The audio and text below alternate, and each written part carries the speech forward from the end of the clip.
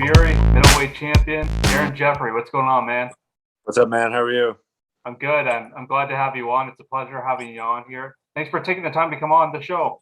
Yeah, of course, no problem. So, first off, I gotta ask, who's got the better mullet, you or that guy from PFL? Wow, which guy Mr. was Diamond. it? That's a tough call, man. I don't know. I'm gonna have to lean towards myself. Fair enough. Yeah. So I guess how are you doing? Like, how's everything going?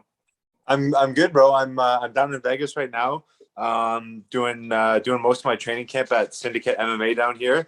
Getting in lots of good work with like a lot of high level guys. So yeah, it's fucking awesome.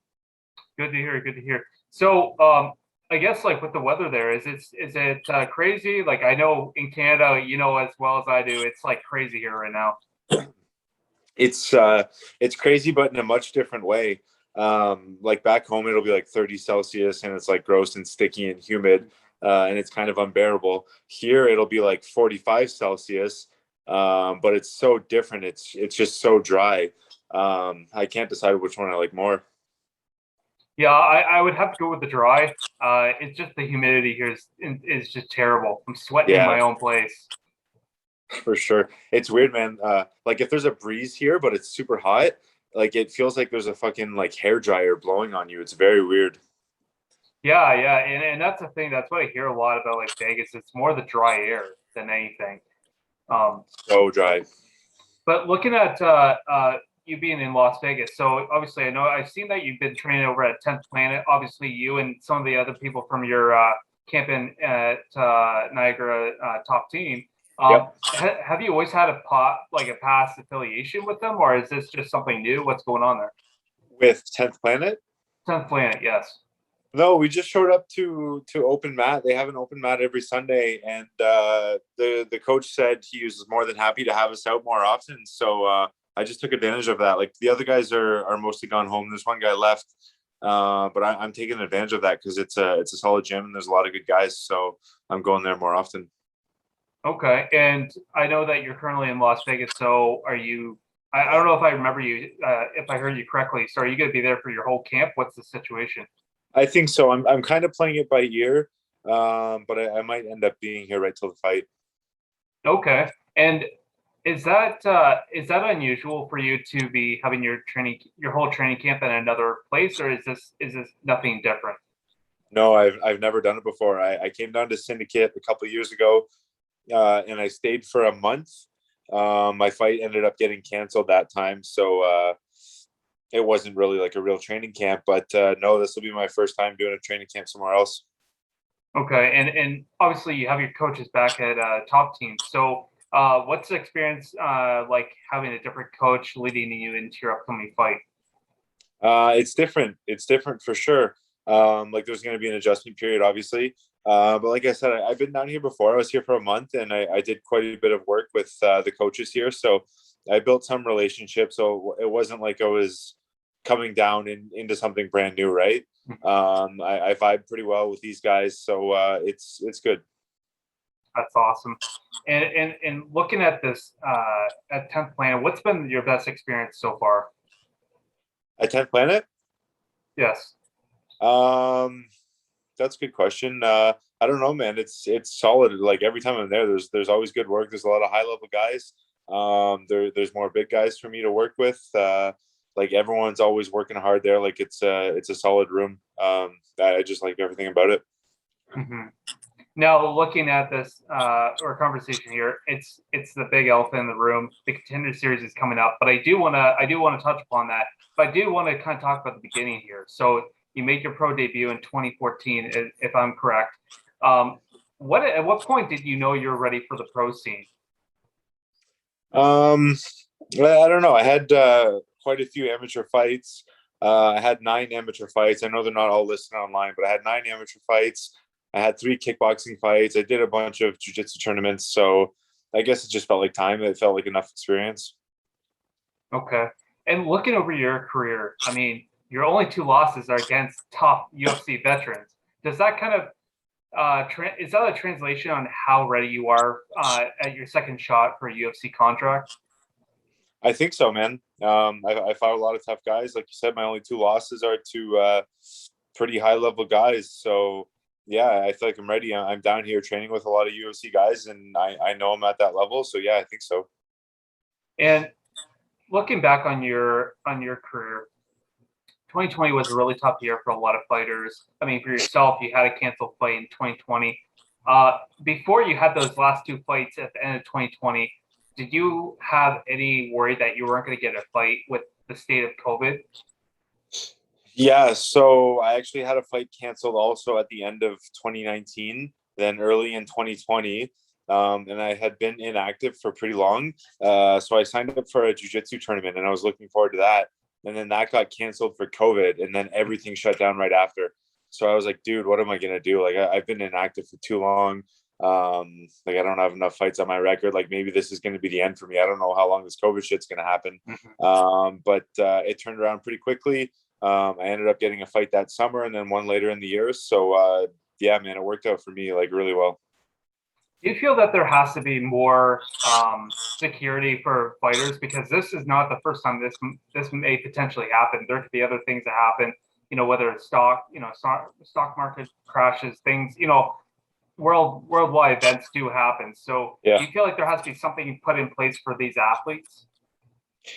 Yeah, it would be nice, but I don't know, man. I feel like there's a lot of guys that complain about the money and all this stuff, but like, you know what you're getting into. Like I'm a prize fighter. I know it pays shit. I know it doesn't pay at all until you get to the UFC, and even then, you're still kind of scraping by for the first little bit. So, like, you know what you're getting yourself into. If UFC or the other big promotions implemented some kind of like retirement plan, of course I'd be down absolutely. But like we're not really picking the smartest career being fighters. Mm-hmm. And I mean, like, talking about that subject, I know that in the UFC, I think a couple of fighters have come together to make kind of like a union for themselves. What's your thought process getting a potential UFC contract? Do you like that idea, having the union come in? Yeah, I mean, if it does something beneficial for the fighters, absolutely. If it causes like a really negative relationship with the UFC, maybe it's not the best thing. But I guess like when more details of that come out, we'll know. Absolutely. And you've been on a 4-fight win streak. I mean, you won a belt in another in another organization. So that being said, did you and your team have an idea that second chance on the Contender Series was going to happen? What was going on at that time? I thought I was probably going to get signed. I thought after winning the CFFC title, like a lot of the champs from there get signed. Like it's one of the bigger promotions outside of the UFC. So yeah, I was hoping for the contract right after that, but Contender Series is still pretty solid. That's good. And if the Contender Series didn't happen, were you just going to keep going forward as per usual? Were you hoping to explore other organizations in the meantime? Yeah, we tried to hear out some other offers. Like we were in talks with Bellator a little bit. But yeah, the Contender Series offer was there, so we took it. Great to hear. Now, looking at your opponent, I'm going to try to pronounce his name. It's like Caio, but Caio Borralho. Looking at this guy, what are you expecting to see from this guy? Yeah, so he's kind of a rangy southpaw. He's a bit unorthodox on the feet, kind of like karate-ish, I guess. He kind of looks like Machida did back in the day. So it's a different style for sure. He's also got a BJJ black belt, so I expect him to be good on the ground. He's fairly well-rounded, so it's a tough fight. And what would you say makes you a better fighter than him? To be honest, I think I'm better everywhere. I think my striking is a bit more crisp than his. I know my wrestling is going to be better than his. Maybe his jiu-jitsu is solid, but like things change when there's punches thrown in. So I'm pretty confident about this fight. And looking back on your first time being on the Contender Series, obviously it didn't go the way you wanted to. So is there any kind of extra pressure going into your second chance on this Contender Series? For sure. Like I go into every fight kind of with the same mindset. Like it's a fight, you want to win it. Every fight's the biggest fight of your career. Of course. But yeah, I think like going 0-2 on the Contender Series, God forbid, would be a pretty bad look, and that would probably be pretty tough to get in the UFC after that. So probably a bit of extra pressure. Of course. And talking about the Contender Series, I mean, obviously you're not going to have the fight for another couple months, but looking, down the road, I think that it's safe to say with US, they're really moving forward with sports, obviously with UFC. Have you got any word about whether or not you're going to have to quarantine or do any stay in a bubble or anything like that? I don't think so. I think Vegas is pretty good about that stuff now. There might be like a 2-day quarantine in the hotel or bubble or whatever. But I mean, like 2 days out from the fight, that's all you're doing anyways, would be cutting weight and weighing in and then refueling. So it doesn't really change a whole lot.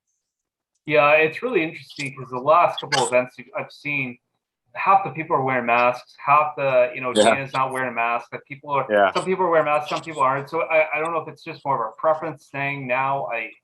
You gotta wonder. I don't know. Yeah, it's strange, eh? I know some of the guys that just fought at PFL, and they're like super strict. Like that's a 14 or 15-day quarantine there. They're not allowed to leave the hotel at all, and they have to get all the meals delivered and stuff. So that's crazy. I think there is a difference between that organization, UFC. Obviously, UFC has the resources to do that. Obviously, PFL, not as big. No offense to PFL, but they're just not simply as big as UFC. I think there is a big difference, and it is what it is. But I can't imagine that we're that far down the road where COVID's really behind us. I think so. I hope so. So that being said, I mean, it's your second time being on. I know I asked about having that extra pressure, but is there kind of like that release of pressure? You know what to expect. You know how how it works. Yeah, I think so. Like I know exactly what the warm up room is going to look like. I know what the walk is going to feel like. I know what the octagon looks like. I think the comfort will definitely help. Awesome. Now, obviously, I'm not going to ask you what are you expecting out of this fight. You're expecting to win, but should you do win, and every fighter kind of has a celebration. Are you planning on coming right back to Canada? What's your plans? I'll probably stay down in Vegas for maybe like another week or a few days at least, and just kind of like have some more fun. Like right now, I'm just pretty much full training camp mode, so I'm just like eating, sleeping, and training. My girlfriend's here, so I'm sure she would love to do some other stuff after the fight. So yeah, maybe stay for like an extra week, like have some drinks, do some stuff. Awesome. And speaking of drinks, I've been asking every fighter I've had on here since the weather's just been bananas. What's your beer of choice? My beer of choice? I like the Blue Moon with an orange slice in there. That's good stuff. Okay. You're not a cider guy? You don't like the ciders? I like ciders for sure. I like fruity stuff. I'm not like a huge beer guy, so I like the Blue Moon with the orange in there. It's a bit fruitier. Yeah. And would you ever have any interest in have you ever had any beer companies ever try to sponsor you in the past? Have you ever had anything like that? Yeah, there was a local beer actually back home where I'm from that I had a little partnership with before, but not anymore. Oh yeah, do you have anyone that wants to hook me up? Oh no, not at the moment. If you come down to Chatham, Ontario, if you come down 3 hours down the road, might have Sons of Ken get you, but they're pretty good craft. They're pretty good craft beer. They're really big here, so I don't know if you ever come down. Maybe you have to see cut them a deal or something. I don't know. Sounds good, man. That's awesome. And I just want a couple more things from you. So obviously, big event this weekend, Poirier and McGregor 3. I mean, any fight fan knows who they are. So the first fight, McGregor won. Second fight, Poirier won.